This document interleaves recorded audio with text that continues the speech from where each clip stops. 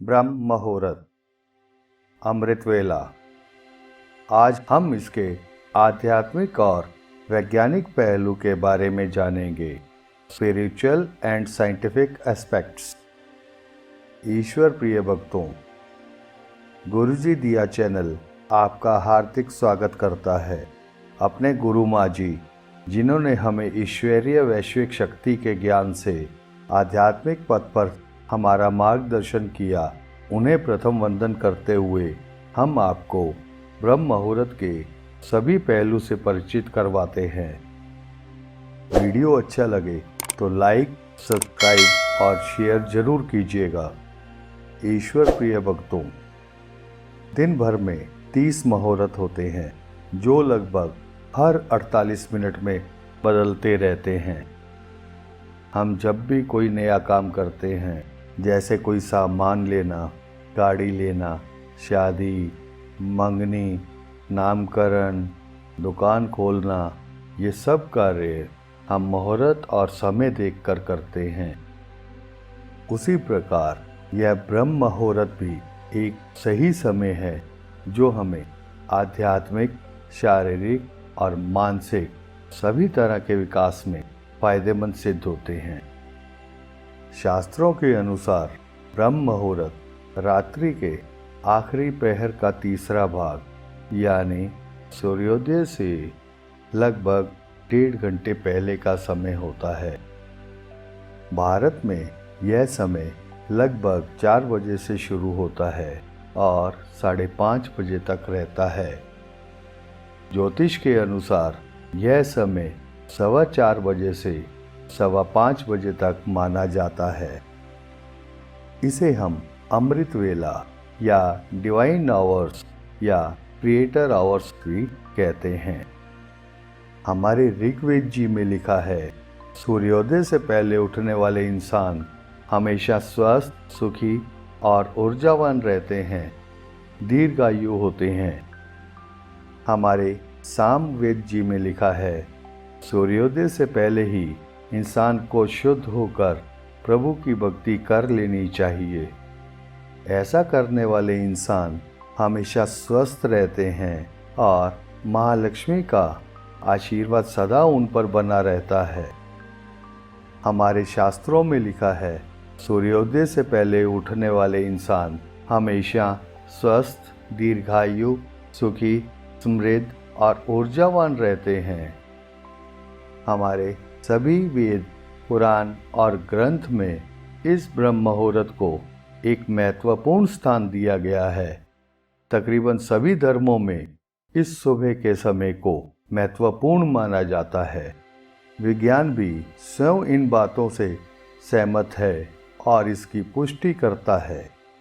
ईश्वर प्रिय भक्तों, ब्रह्म मुहूर्त एक पवित्र समय है जिसे ईश्वर भक्ति, प्रार्थना, जाप, ध्यान, साधना और अध्ययन के लिए उपयुक्त माना जाता है और हमें अच्छे कार्यों के लिए इसे उपयोग जरूर करना चाहिए। इस पवित्र समय में कोई बुरा कार्य ना करें, किसी के बारे में बुरा ना सोचें, किसी को भी बुरा ना कहें, पवित्रता और ब्रह्मचर्य का पालन करें।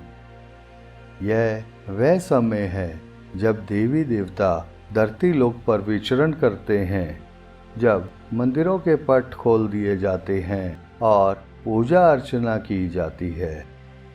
ईश्वर प्रिय भक्तों, आखिर क्या है इस समय में जो इसे इतना शक्तिशाली बनाता है?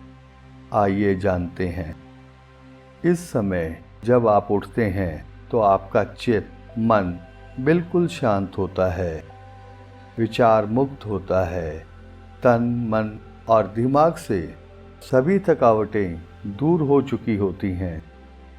आपके आसपास वातावरण बिल्कुल शांत होता है।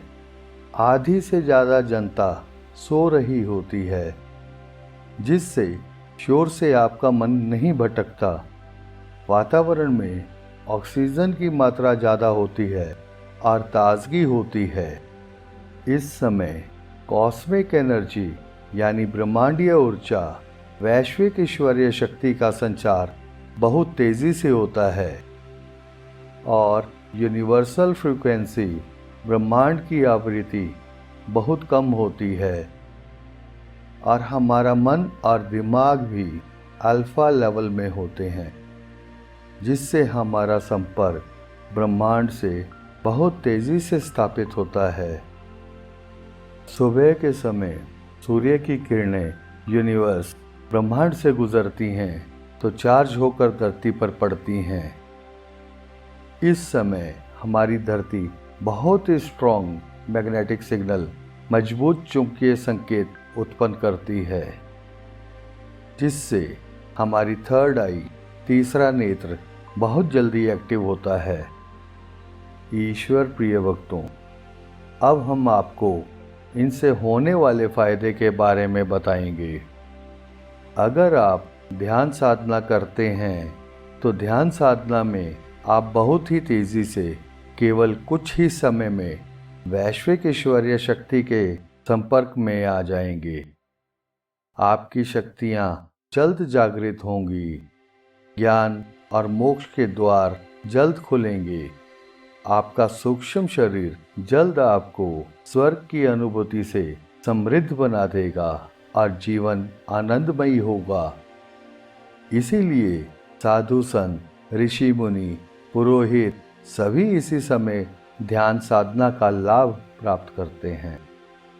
अगर आप एक स्टूडेंट हैं, छात्र या छात्रा हैं, तो अध्ययन करने के लिए, स्टडी करने के लिए आपके लिए यह समय अति उपयोगी सिद्ध होता है।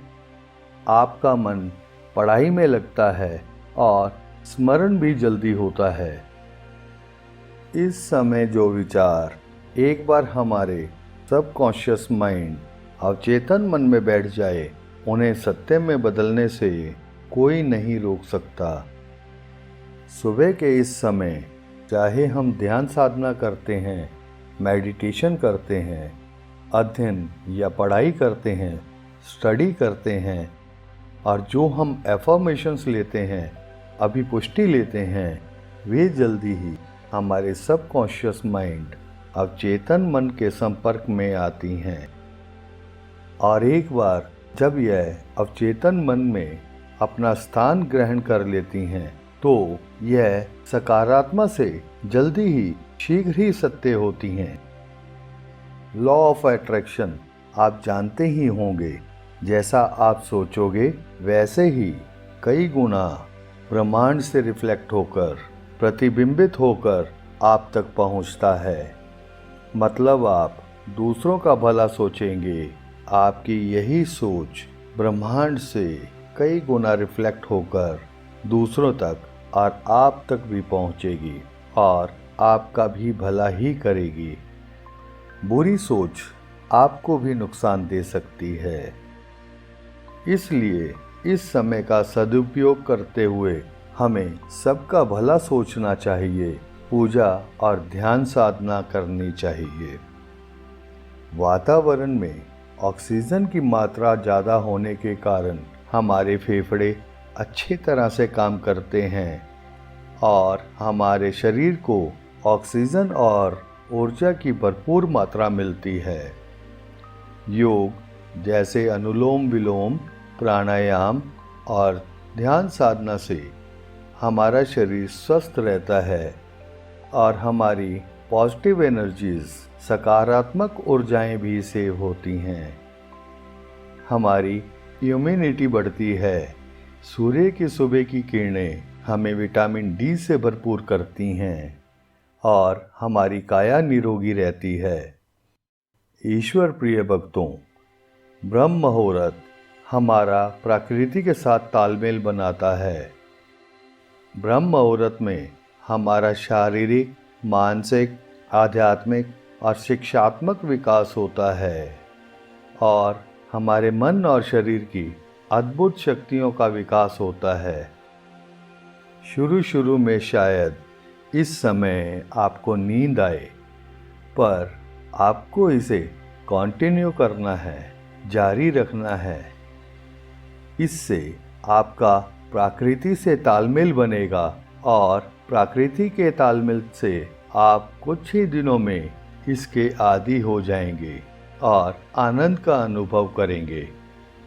आपको यह बहुत ही सरल, मन भावन और अच्छा लगने लगेगा। इसी के साथ ही हम आपसे आज्ञा लेते हैं। आप, आपका परिवार, आपके साथी, आपके मित्रगण सभी सुखी, समृद्ध और संपन्न रहें। गुरु, प्रभु और बुजुर्गों का आशीर्वाद सदा आप पर बना रहे। धन्यवाद। ओम।